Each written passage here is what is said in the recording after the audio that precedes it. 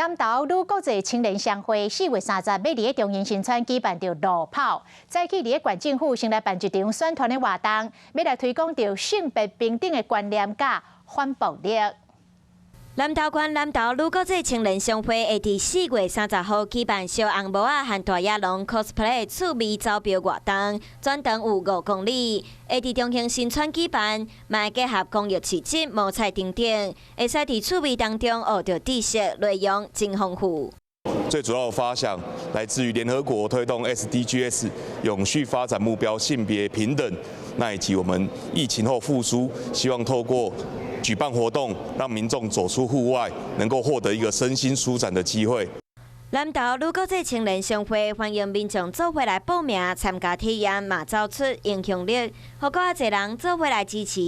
推广性别平等观念和反暴力。